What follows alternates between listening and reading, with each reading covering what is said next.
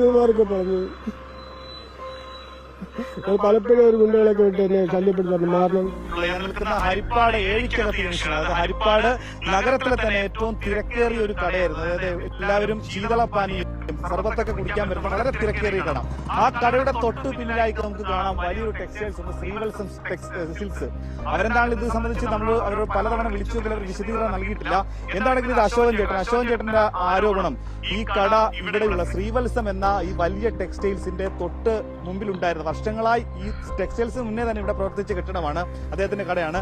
ഇത് കഴിഞ്ഞ രാത്രി ഒറ്റ രാത്രി കൊണ്ട് ഗുണ്ടകൾ ഇവിടെ എത്തി ബുൾഡോസർ കൊണ്ട് JCB കൊണ്ട് ഒറ്റ രാത്രി കൊണ്ട് നിലംപരശാക്കി കളഞ്ഞു. അദ്ദേഹത്തിന്റെ സാധന സാമഗ്രികൾ പോലും മാറ്റാനുള്ള സമയം ഉണ്ടായിരുന്നില്ല. നഗരസഭയ്ക്ക് യഥാക്രമം ടാക്സ് നികുതിയൊക്കെ അടച്ച് വർഷങ്ങളെ അദ്ദേഹത്തിന്റെ അച്ഛനപ്പൂപ്പൻ കാലം തൊട്ട് നടപ്പിലാക്കിയ കടയാണ്.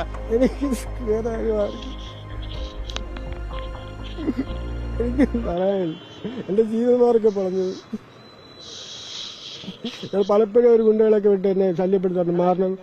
അവർ പൊളിക്കാൻ എന്താണ് കാരണം? നിങ്ങളോട് മാറാൻ പറഞ്ഞിരുന്നു?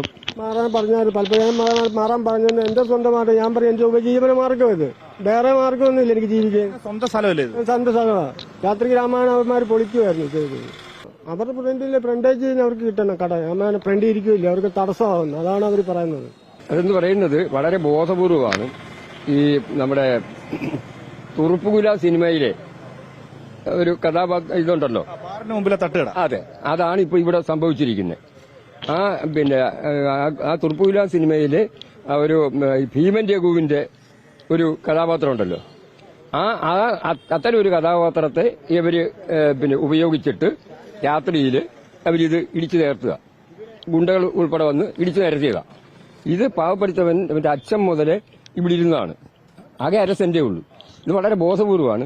മറ്റേത് ഇടിച്ചു നിരത്തുമ്പോൾ ഇത് ഇടിച്ചിടുക, പിന്നീട് പുനഃസ്ഥാപിക്കാൻ കഴിയത്തില്ലല്ലോ. ആകെ 1/2 സെന്റല്ലേ ഉള്ളൂ, എങ്ങൊന്നും അനുവാദം കിട്ടത്തില്ലല്ലോ പുതിയ ഇത് വെക്കാൻ.